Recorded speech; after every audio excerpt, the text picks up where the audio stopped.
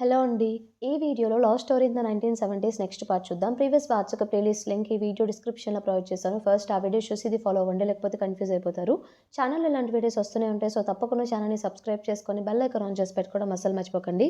Episode స్టార్టింగ్‌లోనే ఫాంగ్ ఇక epic సెంటర్‌కి వెళ్దామని చెప్పి ఫిక్స్ అవుతాడు కదా! సో, వెంటనే ఫైని పేరెంట్స్‌కి వెళ్ళి చెప్తాడనమాట. వాళ్ళు అది డేంజరస్ కదా! వెళ్ళాల్సిందేనా అంటే, మీరేం వర్రీ అవ్వకండి. నేను లోపలికి వెళ్ళను. మేము జస్ట్ ఔట్‌స్కట్స్‌లో ఉండి రిపోర్టింగ్ వర్క్ చేస్తాం అంతే అన్నట్టు చెప్తాడు. మరి ఈ విషయం ఫైనికి చెప్పావా అన్నట్టు వాళ్ళ నాన్నగారంటే, నేను ఇప్పుడే ఫ్యాక్టరీకి కాల్ చేద్దాం అనుకుంటున్నానని చెప్పి, వెళ్ళి ఫ్యాక్టరీకి కాల్ చేస్తే మిస్ లియూ ఫోన్ లిఫ్ట్ చేస్తుంది. సో, ఫాంగ్ డైరెక్ట్‌గా మిస్ లియూకి చెప్తాడు. ఫైనీకి మెసేజ్ మీరు నా కోసం పాస్ చేయండి అని చెప్పి. మిస్ లియు వెంటనే హడావిడిగా ఫైని దగ్గరికి వెళ్లి అదే చెప్తుందనమాట. ఫాంక్ ఇలా ఎపిక్ సెంటర్‌కి వెళ్తున్నాడంట. ఇప్పుడు కాసేపట్లో వెళ్ళిపోతున్నానని చెప్పి నీకు చెప్పమన్నాడని చెప్పి తను హడావిడిగా ఫైని నిజమా అని చెప్పి లీవ్ తీసుకొని ఇక సైకిల్ తీసుకొని ఫాంక్ దగ్గరికి స్టార్ట్ అవుతుంది. దారిలో వెళ్ళినప్పుడు ఫాంక్ కోసం కొన్ని స్నాక్స్ ఇంకా అవన్నీ కలెక్ట్ చేసి కొనుక్కొని తీసుకెళ్తుందనమాట. అక్కడికి వెళ్ళేసరికి అప్పుడే బస్ వెళ్ళిపోతూ ఉంటుంది. ఫాంగ్ ఫాంగ్ అని చెప్పేసి బస్ వెనక పరిగెడుతూ ఉంటుందనమాట. బస్ ఇక వెళ్ళిపోయేసరికి ఫైని చాలా బాధపడుతుంది. బట్ ఆ బస్సు ఫాంగ్ ఫెయిని రావడం అబ్జర్వ్ చేసి బస్ ఆపి తను బస్ దిగి పరిగెత్తుకుంటూ ఫెయిని దగ్గరికొస్తాడనమాట. ఫెయినిని గట్టిగా హగ్ చేసుకుంటాడు. "నువ్వు వెళ్ళాల్సిందేనా?" అని చెప్పి ఫెయిని క్వెషన్ చేస్తే, "అవును. అక్కడ నా నీడ్ ఉంది. అందుకే నేను వెళ్తున్నాను. భయపడకు తప్పకుండా నేను రిటర్న్ వస్తాను" అన్నట్టు ఫెయినితో చెప్తాడు. ఫెయిని ఆ బ్యాగ్ ఇచ్చేసి, "నీకోసం నేను వెయిట్ చేస్తూ ఉంటాను. జాగ్రత్త" అని చెప్పి చెప్తుందనమాట. ఇక ఫాంగ్ సరే అని చెప్పేసి ఫెయినికి బాయ్ చెప్పేసి బస్ ఎక్కేసి వెళ్ళిపోతాడు. నెక్స్ట్ సీన్‌లో ఫాంగ్ వాళ్ళ సిస్టర్ అప్పుడే బయటకొస్తూ ఉంటే హుఆ ఎదురవుతాడనమాట. "మీరు సర్జరీ అయిపోయిందా? వచ్చేసారంటే" "అవును అయిపోయింది" అన్నట్టు చెప్తాడనమాట. "నైట్ నిద్రపోలేదా ఏంటి కళ్ళలా ఉన్నాయంటే" "ఇక్కడికొచ్చే ముందే నా 8థ్ ఆపరేషన్ కంప్లీట్ చేసుకొని ఇక్కడికొచ్చాను" అన్నట్టు చెప్తాడు. అప్పుడు ఫాంగ్ సిస్టర్ క్వెషన్ చేస్తుంది. "ఏంటి లగేజ్ ఎక్కడికి వెళ్తున్నారంటే" "నేను ఎపిక్ సెంటర్‌కి వెళ్తున్నాను. గవర్నమెంట్ ఆర్డర్స్ ఏసింది. అక్కడ చాలామంది ఇంజ్యూర్ అయ్యారని చెప్పేసి నన్ను కూడా వెళ్ళమని చెప్పింది" అన్నట్టు చెప్తాడు. "ఎన్ని రోజులు" అని చెప్పేసి అడిగితే చెప్పలేను. అందరికీ అక్కడ అంతా సెట్ అయ్యే వరకు నేను అక్కడే ఉండాల్సొస్తుంది డాక్టర్‌ని కాబట్టి అని చెప్పేసి, అప్పుడే తనేం చేస్తాడంటే డివోర్స్ పేపర్స్ మీద నేను సైన్ చేశాను ఈ అగ్రీమెంట్ మీద అని చెప్పేసి తనకి చూయిస్తాడు. "అదేంటి? ఎందుకిలా చేస్తున్నారు? నాకేం అర్థం కావట్లేదు. మీరు నాకు డివోర్స్ ఇవ్వాలని ఉంటే ముందే ఎందుకు చెప్పలేదు? ఇక్కడికొచ్చి నాకెందుకు మళ్ళీ నాతో క్లోజ్ అయ్యారు? ఎందుకు ఇదంతా చేస్తున్నారు?" అని తను ఏడుస్తూ క్వెషన్స్ ఏస్తూ ఉంటే అప్పుడు హుఆ ఇలా చెప్తాడు. "నేను వెళ్ళేది ఎపిక్ సెంటర్‌కి. రిటర్న్ వస్తానో లేదో కూడా నాకే తెలీదు. అక్కడ చాలా డేంజరస్‌గా ఉంటుంది. సో, వెళ్ళిన చాలామంది అక్కడే చనిపోతున్నారు. అందుకే సో, ముందే డివోర్స్ ఇచ్చేసి వెళ్ళిపోతే ఒకవేళ నాకేమైనా అయినా సరే నువ్వు నీ ఫ్యూచర్‌లో బాధపడకుండా ఇంకో మ్యారేజ్ చేసుకోవచ్చు కదా!" అన్నట్టు తను అంటాడనమాట. అలా చెప్పి ఆ డివోర్స్ అగ్రీమెంట్ ఇస్తే అది తీసుకొని అప్పుడు ఫాంగ్ వాళ్ళ సిస్టర్ ఇలా చెప్తుంది. దాన్ని చించేసి ఇలా చెప్తుంది. "అంటే ఏంటి? నా నాకిష్టమైన వాళ్ళు చనిపోతే నేను ఈ పని చేస్తా అని చెప్పి మీరనుకుంటున్నారా? నేనెప్పుడూ అలా అనుకోను. నాకిష్టమైన వాళ్ళకేమన్నా అయితే, నా అవసరం వాళ్ళకెక్కువుంటుంది. వాళ్ళ దగ్గరే నేను ఉండాలని చెప్పి కోరుకుంటాను" అన్నట్టు తనంటుంది. ఆ మాటలకి యువ కూడా చాలా ఎమోషనల్ అయిపోతాడనమాట. గట్టిగా తన్ని హగ్ చేసుకుంటాడు. సో, ఫాంగ్ వాళ్ళ సిస్టర్ కూడా చాలా ఎమోషనల్ అయిపోతుంది. సో, ఇక ఫైనల్లీ తనకి బాయ్ చెప్పేసి ఇక వెళ్ళిపోతాడు. నేను వెళ్తున్నానని చెప్పి. ఫాంగ్ వాళ్ళ టీమ్ అంతా ఫైనల్లీ అక్కడికి చేరుకుంటారు. ఆ ఎపిక్ సెంటర్ నియర్‌గా ఉన్న ఔట్‌స్కట్స్‌కి చేరుకుంటారు. ఎందుకంటే, ఆ ఎపిక్ సెంటర్ అక్కడ అంతా ఎర్త్‌క్వేక్ వచ్చేసి చాలా మంది ఇంజ్యూర్ అయ్యున్నారు కాబట్టి అక్కడ సేఫ్టీ ఉండదని చెప్పి కొంచెం దూరంలో పెట్టుంచుతారు. అక్కడికి రాగానే ఫాంగ్ అందరిని చూసి చాలా బాధపడుతూ ఉంటాడనమాట. చాలామంది అక్కడ డాక్టర్స్ దగ్గర ప్రాణాలు కోల్పోయి అలా వాళ్ళని చూసి తనకి చాలా బాధగా ఉంటుంది. వాళ్ళకి ఒక ప్లేస్ ఇస్తారు. సో, అందరిని అక్కడ ఉండమని చెప్పేసి, "ప్రెజెంట్ అయితే మీకేం వర్క్ లేదు. సో, మేము ఎపిక్ సెంటర్ దగ్గరికి వెళ్తున్నాం. 1 వీక్ తర్వాత వచ్చి మీకు న్యూస్ చెప్తాం. ఈ గ్యాప్‌లో మీరిక్కడ న్యూస్ ఏమైనా కవర్ చేయాలనుకుంటే కవర్ చేయొచ్చు" అని చెప్పేసి వెళ్ళిపోతారు. ఫాంగ్ ఇంకా వాళ్ళ టీమ్ అంతా ఓకే అనుకుంటారనమాట. ఫాంగ్ అక్కడ కూర్చొనుంటే తన టీమ్‌మేట్ ఒకడు ఇలా చెప్తాడు. "నీకిప్పుడు ఇక్కడంతా కొత్త కదా! సో, నీకు న్యూస్ పేపర్ ఇదంతా అంతగా ఐడియా లేదు కాబట్టి, ఫస్ట్ డే నీకు రెస్ట్ తీసుకోవాలని ఉంటే రెస్ట్ తీసుకో. తర్వాత నువ్వు ఇక్కడ ఏవైతే చూస్తున్నావో అవన్నీ నువ్వు స్కెచెస్ ద్వారా డ్రా చేసి మనం అవన్నీ న్యూస్ పేపర్‌లో ప్రింట్ చేయాలి" అన్నట్టు చెప్తూ ఉంటాడు. ఫాంగ్ సరే అని చెప్పేసి ఎంత చెప్తున్నా కూడా అతనికి ఎంతసేపు ఫాంగ్ ఎపిక్ సెంటర్ దగ్గర ఎంతోమంది ఇంజ్యూర్ అయ్యి ఉంటారు. వాళ్ళకి హెల్ప్ చేయాలి అన్నట్టే తన మైండ్‌లో ట్రిగ్గర్ అవుతూ ఉంటుంది. సో, అందుకే బయటికి వెళ్లి ఒక కామ్రేడ్‌ని అడుగుతాడు. "నేను ఎపిక్ సెంటర్ దగ్గరికి వెళ్ళాలనుకుంటున్నాను" అని చెప్పి. పారలెల్‌గా మనకి హువాను కూడా చూయిస్తారనమాట. హువా కూడా సేమ్ ఇంకొకరి దగ్గరికి వెళ్లి అక్కడ ఆఫీసర్స్ దగ్గరికి వెళ్లి నేను ఎపిక్ సెంటర్ దగ్గరికి వెళ్తాను. అక్కడ చాలామంది ఇంజ్యూర్ అయ్యి ఉంటారు. అక్కడే నేను వెళ్లి హెల్ప్ చేయాలనుకుంటున్నాను అంటే వాళ్ళేమో అక్కడ టూ డేంజరస్ మీరక్కడ ఉండలేరు. ఇక్కడే ఉండండి. పేషెంట్లు ఇక్కడికొచ్చిన వాళ్ళని ట్రీట్ చేయండి అంటే, లేదు మీరేం వర్రీ అవ్వద్దు.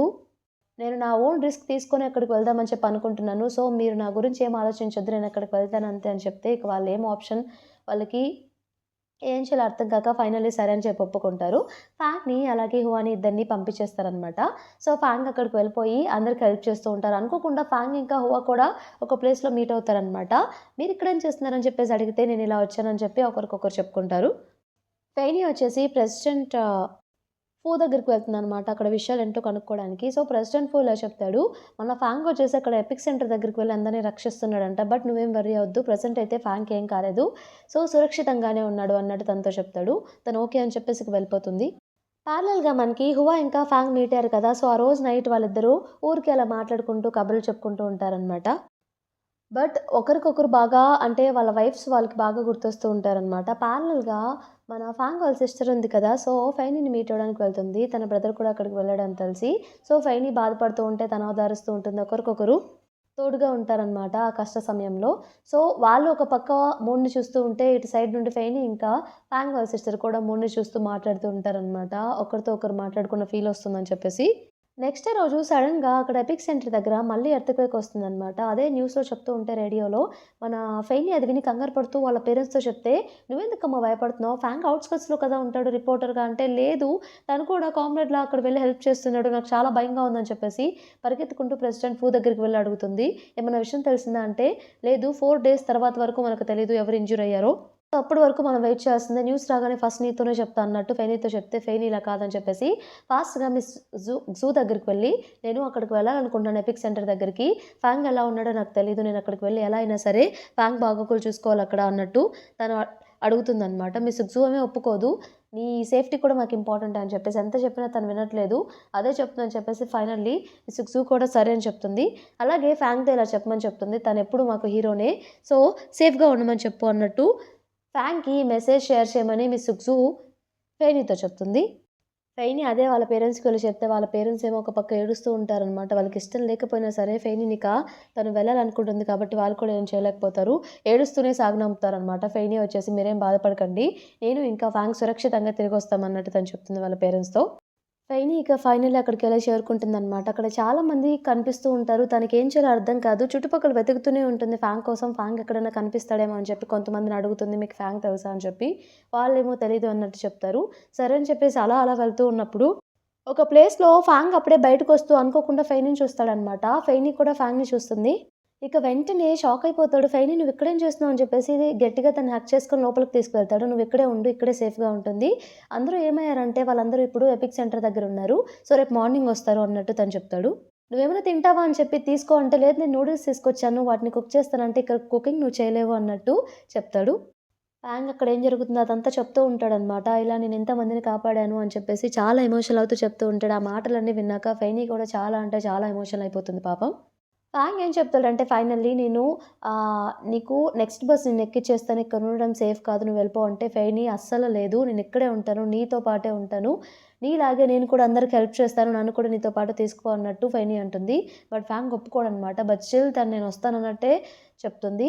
సరే అని చెప్పేసి ఫ్యాంగ్ ఇక సరే అని చెప్పి ఫెయినీని కూడా నెక్స్ట్ డే నుండి తనతో పాటు తీసుకెళ్ళి తను కూడా తనకు తోచినంతగా హెల్ప్ చేస్తూ ఉంటుందనమాట అక్కడ. అలా కొన్ని రోజులు గడిచిపోతే వాళ్ళకే తెలియకుండా చాలా మందిని కాపాడతారనమాట. ఫైనల్లీ అక్కడ అదంతా కంప్లీట్ అయిపోతుంది. అందరిని సేవ్ చేస్తారు. సో, ఫెయినీ వాళ్ళ పేరెంట్స్ ఏమో ఫెయినీ వాళ్ళ నుండి లెటర్ ఏం రాలేదని చెప్పి బాధపడుతూ ఉంటే, ఇంతలో ఫెయినీ మమ్మీ అని చెప్పేసి తన దగ్గరికి రాగానే చాలా అంటే చాలా హ్యాపీగా ఫీల్ అవుతారు. ఫైనల్లీ ఫెయినీ ఇంకా ఫాంగ్ ఇద్దరు చాలా సురక్షితంగా రిటర్న్ వచ్చారని చెప్పేసి, ఫేస్ మీద కొన్ని గాయాలున్నా సరే వాళ్ళు క్షేమంగా ఉన్నారని తెలిసాక వాళ్ళు చాలా అంటే చాలా హ్యాపీగా ఫీల్ అవుతారు.